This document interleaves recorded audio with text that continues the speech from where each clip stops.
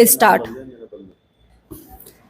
भारत और पाकिस्तान के बीच पिछले कुछ दिनों से जिस तरह युद्ध के हालात बने हुए थे, उसमें यह आशंका गहरी हो रही थी कि कहीं यह ज़्यादा जटिल शक्ल ना अख्तियार कर ले।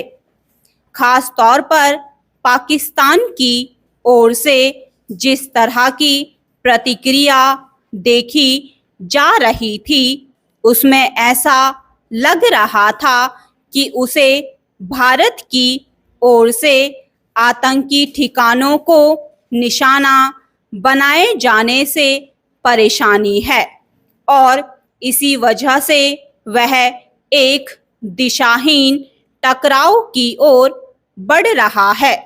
मगर शनिवार को जिस तरह भारत और पाकिस्तान के बीच संघर्ष विराम के लिए सहमति बनने की खबर आई, उससे शांति के लिए एक सकारात्मक उम्मीद बंधी है।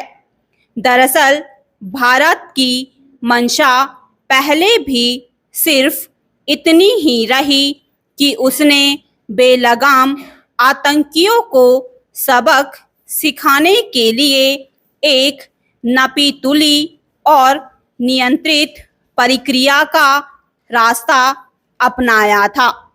वह भी उन्हें काबू में करने के लगभग सारे विकल्प खत्म हो जाने के बाद। दूसरी ओर पाकिस्तान ने आतंकी ठिकानों को निशाना बनाए जाने को अपने ऊपर हमला माना और जवाब में जिस तरह की कार्रवाई शुरू कर दी, उसमें नाहक गड़बड़ी और अपरिपक्वता दिख रही थी। मगर इससे स्थिति बिगड़ जाने की आशंका खड़ी हो गई थी।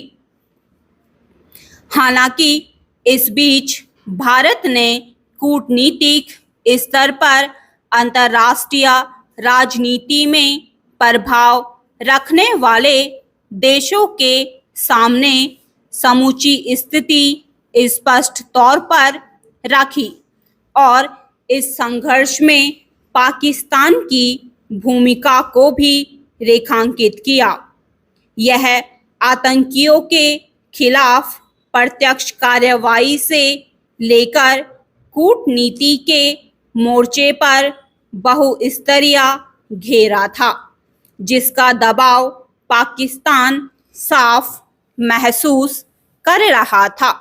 शायद यही वजह है कि अमेरिका मध्यस्थता के बाद पाकिस्तान के सैन्य संचालन महानिदेशक यानी डीजीएमओ की ओर से भारत के डीजीएमओ को फोन आया और दोनों पक्षों के बीच सहमति बनी कि शनिवार को शाम 5 बजे से जमीन, हवा और समुद्र में सभी तरह की गोलीबारी और सैन्य कार्रवाई बंद कर देंगे।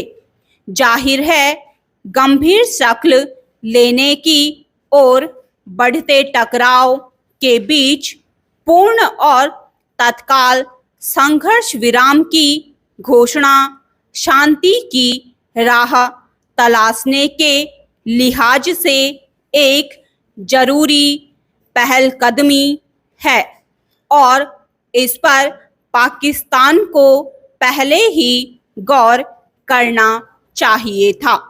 मगर कई बार किसी मसले को इस रूप में भी देखा जाता है कि अगर अंत में सब ठीक कर लिया गया तो वही रास्ता सही है। इसमें कोई दो राय नहीं कि युद्ध किसी भी समस्या का स्थायी हल नहीं है। स्टॉप।